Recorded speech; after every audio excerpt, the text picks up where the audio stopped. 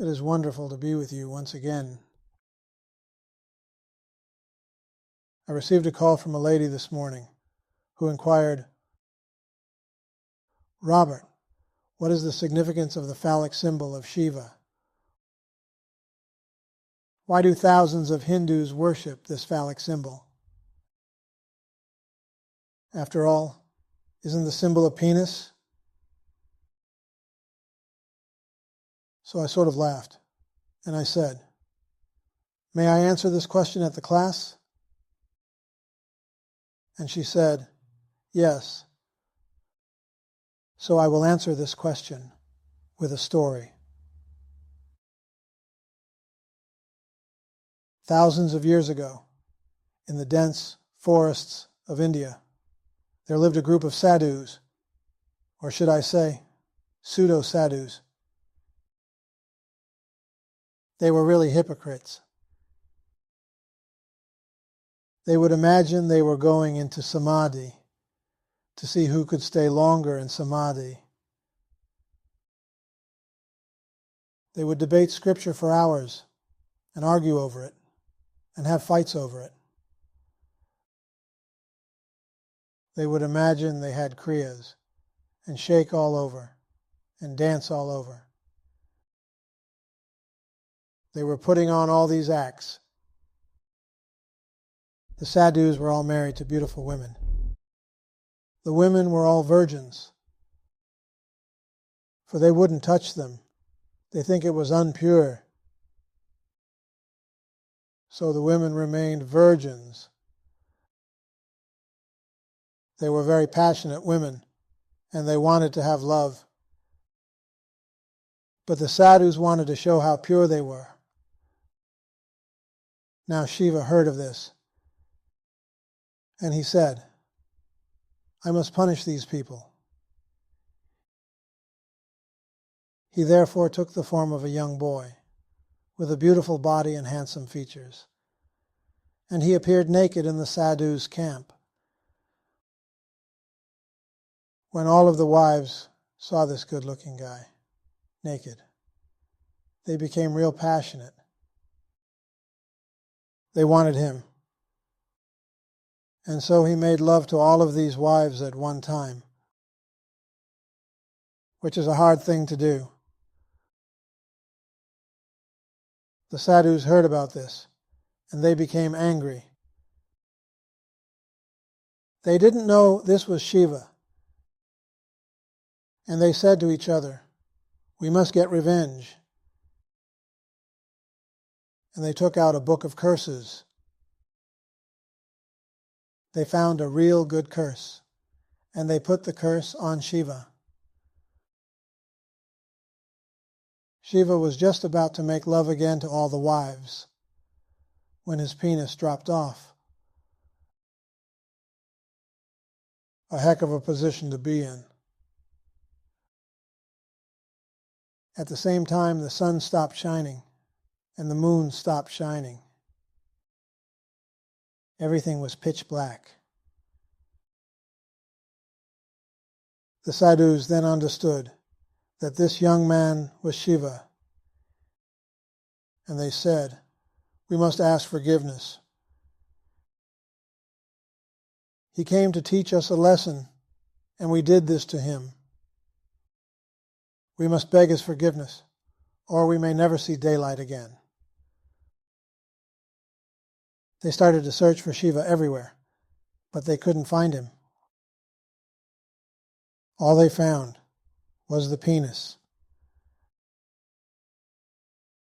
They therefore picked it up, put it on a pedestal, and started to worship it. Shiva saw all this and felt sorry for them, and made the sun come back again and the moon to shine once more. And unto this day, millions of Hindus worship the phallic symbol of Shiva.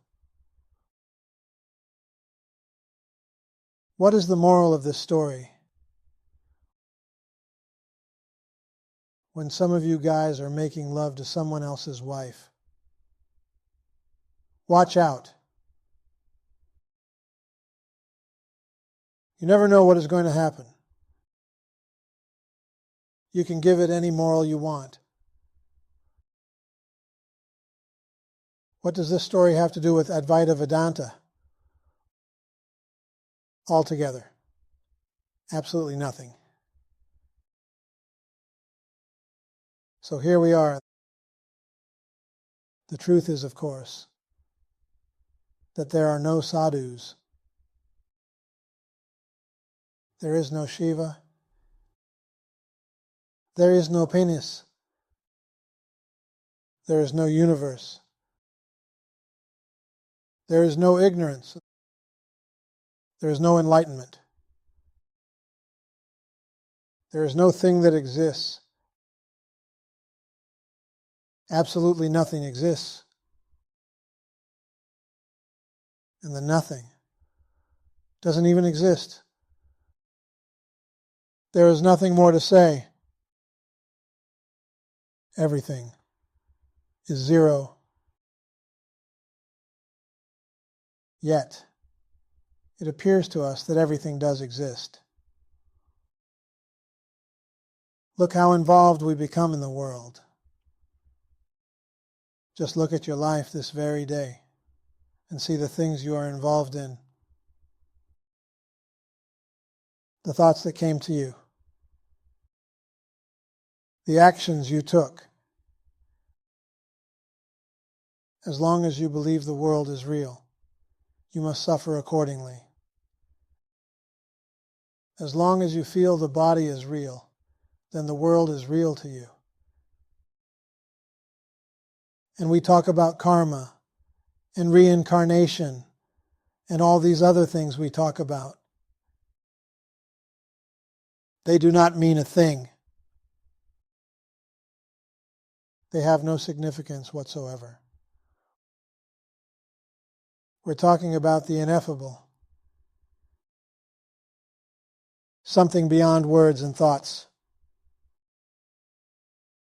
Something beyond. Yet it's so beautiful that there is nothing to say. There is something there when you go beyond consciousness, beyond beingness, beyond pure awareness. But yet it's not something at all. For when you think of something, you're thinking of a thing that you can think about, something that you can feel perhaps, something that you can identify with. It is beyond all that. There can be absolutely nothing that can be said about it.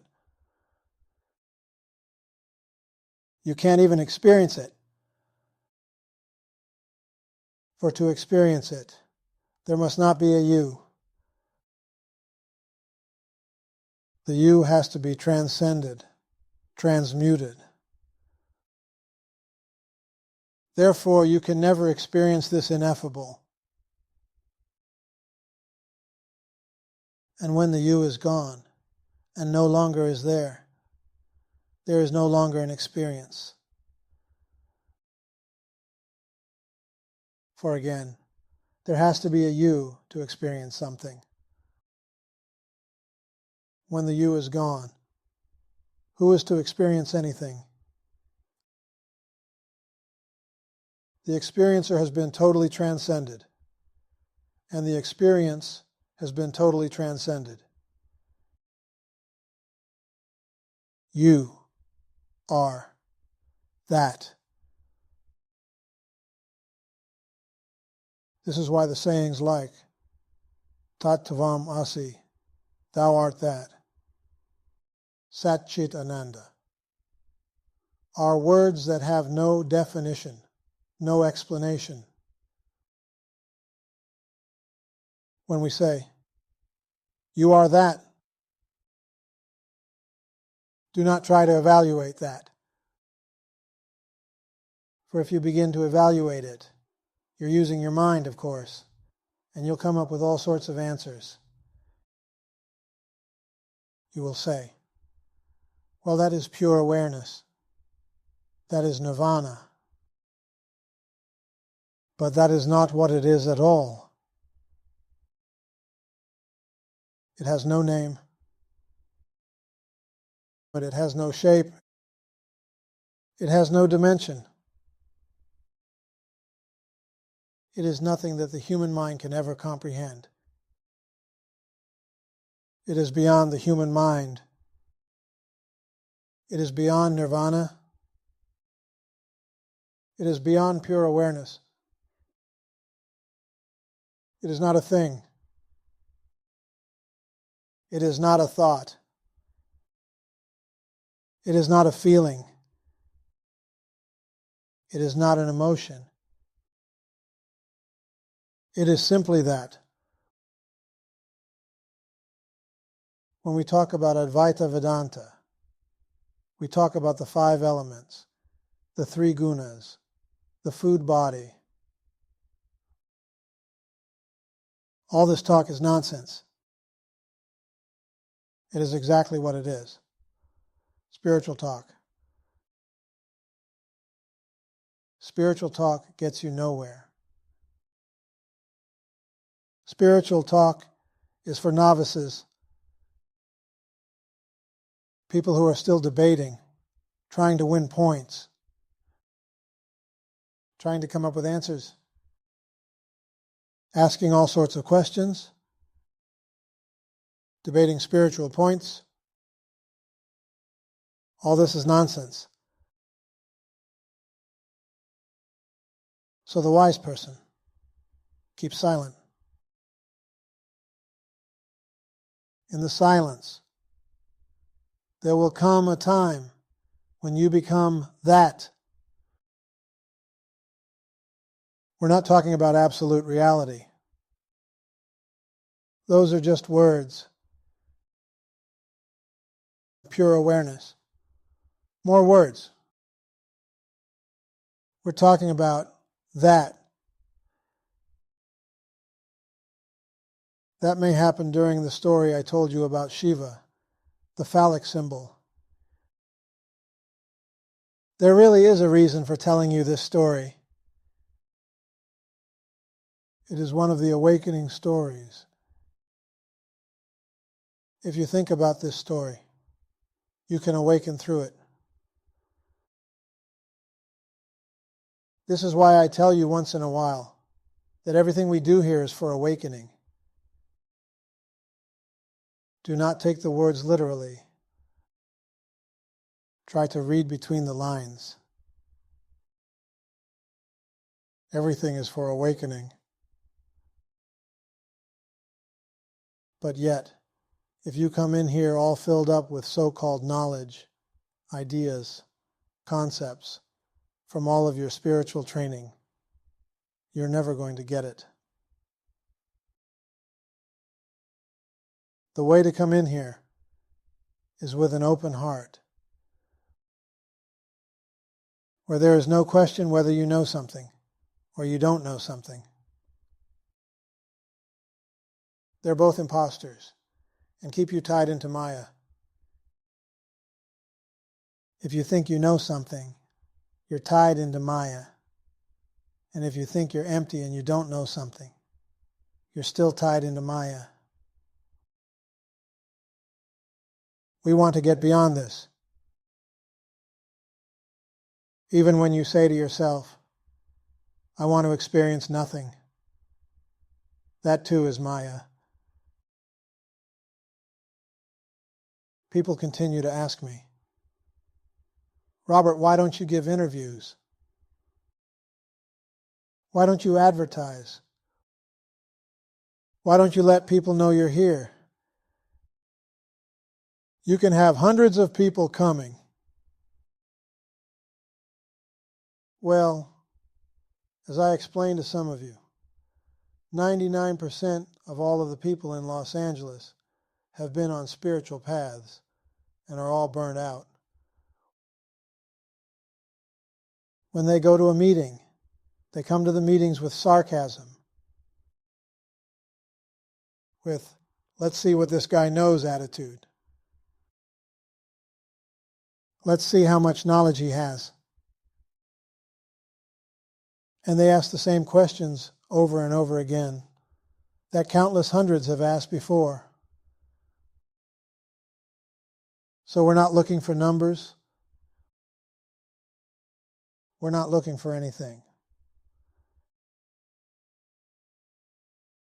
As I told you on Sunday, most of you are making excellent progress. I talk to you on the phone. I see you at lunch. You're doing very well. To continue, we have to shut up. We have to learn to control the emotions. We have to look at this world without reacting. We have to let go of all desires. By desires, I mean we have to let go of the idea that we want to better our life, improve our lot. All of these ideas and thoughts keep you back. Do not wonder if you're making progress. Do not analyze yourself.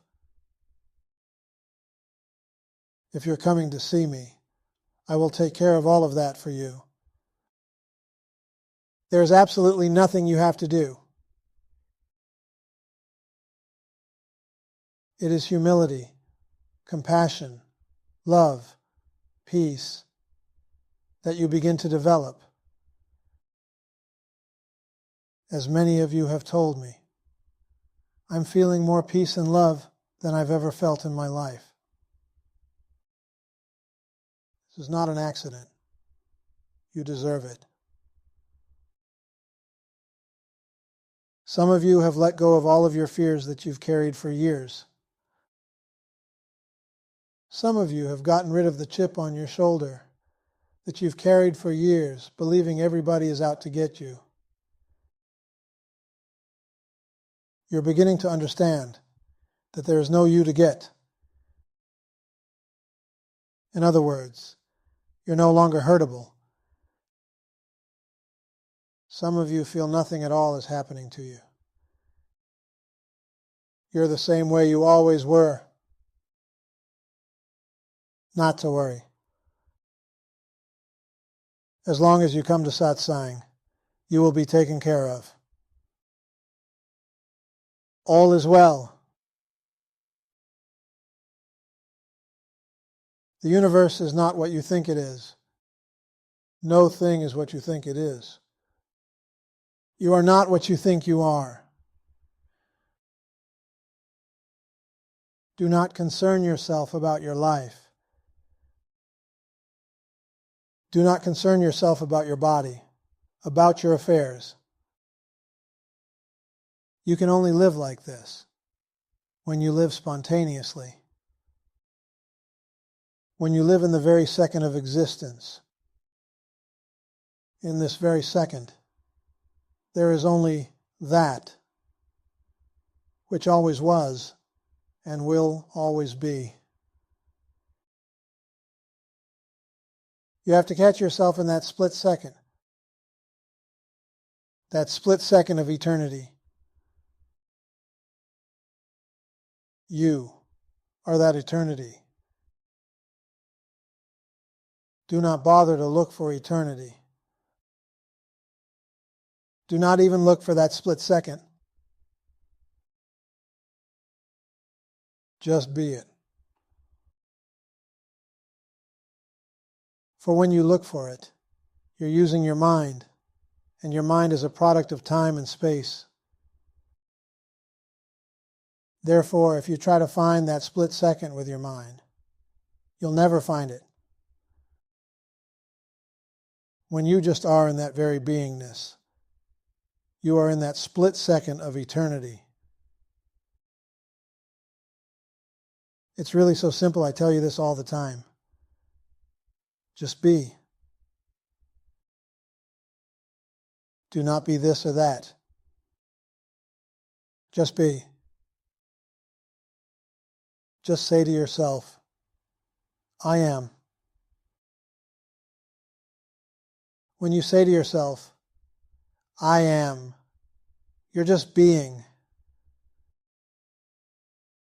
You feel just wonderful when you just are, as some of you are feeling right now.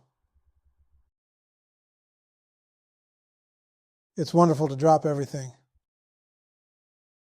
to let go of everything, and begin to understand there is nothing to fear and there is nothing to fight. That feeling comes to you without the words. You just become that. If you have to say it, there is nothing to fear, there is nothing to fight. Then you are lying to yourself because you feel fear and you feel there is something to fight. You cannot voice these things. You cannot voice these things, I'm telling you. For remember, to voice it, there has to be someone left to voice it. There has to be an experiencer and an experience. When the experience and the experiencer are gone, then you are at home in the ineffable. Some of you still believe that realization is when you resolve your problems. You believe that when you become liberated, then things will be the way that you want them to be. I tell you, this is a bunch of hogwash. When you experience the self, there are no longer any problems to remove, to resolve. When you become that no longer feels that there ever was a problem, or mistake, or a negative condition, or a positive condition. Don't you see? That knows nothing about these things. Say you're dying of cancer, and you tell everybody, I'm going to Robert's class because when I realize myself, I won't have cancer any longer. You do not understand the teaching when you awaken. There is no such thing as cancer. There is no such thing as health. For there is no such thing as a body that has these things. These things will never be in your mind again, for you will not have a mind to think them with. Therefore, again, let me remind you, this teaching is not to change negative conditions into positive conditions. We're not here to improve our lives. We're here to get rid of our lives in their entirety. Only if you believe you are a body will you want to improve your life and become healthy, wealthy, and wise. When you understand what I'm talking about, you will realize that there is noon left to be healthy, wealthy, and wise. Of course, others may look at you. They will simply see themselves. That is why I say again, when there are too many people who come here to this class, I get telephone calls from people, newcomers all the time, ask me the same question. Robert, do you go to the bathroom? Do you eat? Do you sleep like us? Do you do this? Do you do that? How come you can't do magic? Walk through the walls? Become invisible? This is important to these people. They believe this is what it's all about. Can you imagine what would happen if I sat here and materialized some gold coins? What do you think would happen? Yes, C, put you on offer. SH, the American Sai Baba, Robert continues. Can't imagine what would happen. For people give credence to a cult, to siddhas. This is important to them, and they still believe that when you become enlightened, that you develop magical powers. You can read thoughts. Remember again, only when there is an ego and a mind do these things take place. When there is no ego, there is no mind. There is nowhere for these things to take place. When there is just the infinite, there is nowhere else for anything to happen. The infinite. That is self-contained reality.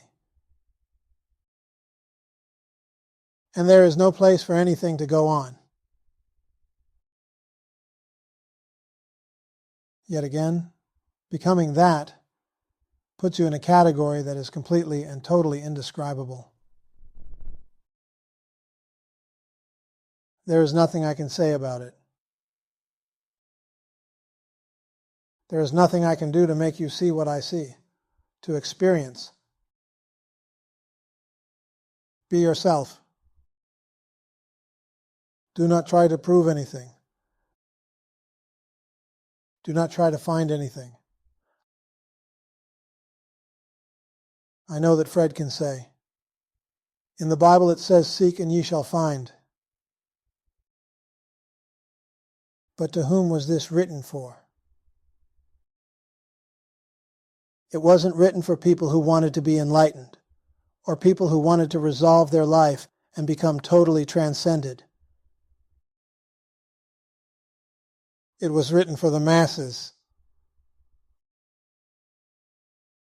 Sure, if you seek, you will find. But if you go into the higher truths, nothing was ever hidden. So there is absolutely nothing to find.